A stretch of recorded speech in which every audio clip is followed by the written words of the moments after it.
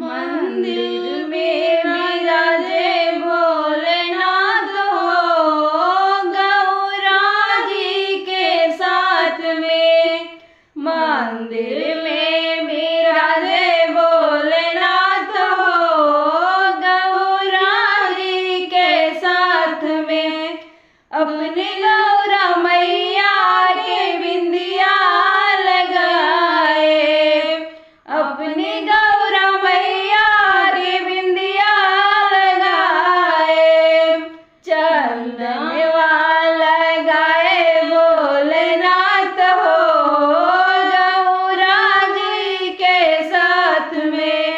चंदन लगाए भोलेनाथ हो, गौरा जी के साथ में।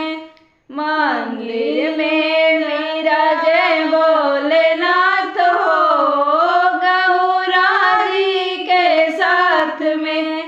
अपनी गौरा मैया के सिंदूरा लगे वो, अपनी गौरा मैया के सिंदूरा लगे वो। भस्मिया लगाए भोलेनाथ हो, गौरा जी के साथ में। भस्मिया लगाए भोलेनाथ हो, गौरा जी के साथ में। मंदिर में विराजे भोलेनाथ हो, गौरा जी के साथ में।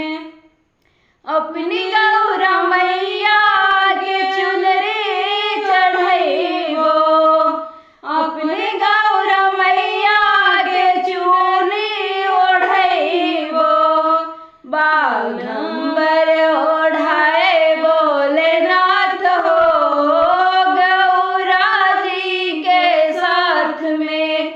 बाघंबर ओढ़ाए भोलेनाथ हो, गौरा जी के साथ में। मंदिर में विराजे भोलेनाथ हो, गौरा जी के साथ में। अपनी गौरा मैया के पायल पहनाई वो, अपनी गौरा मैया के पायल पहनाई वो। घुंघरुआ पहनाए भोलेनाथ हो, गौरा जी के साथ में। घुंघरुआ पहनाए भोलेनाथ हो, गौरा जी के साथ में। मंदिर में विराजे भोलेनाथ हो, गौरा जी के साथ में। अपनी गौरा मैया के पायल पहनाई वो, अपनी गौरा मैया के पायल पहनाई वो। घुंघरुआ पहनाए भोलेनाथ हो, गौरा जी के साथ में। घुंघरुआ पहनाए भोलेनाथ हो, गौरा जी के साथ में। मंदिर में विराजे भोलेनाथ हो, गौरा जी के साथ में। मंदिर में विराजे भोलेनाथ हो, गौरा जी के साथ में। अपनी गौरा मैया के हलवा पूड़ी के भगवा लगे वो, अपनी गौरा मैया के हलवा पूड़ी के भगवा लगे वो।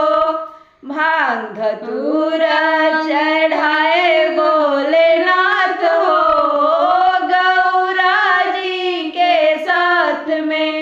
भांग धतूरा भोलेनाथ हो, गौरा जी के साथ में।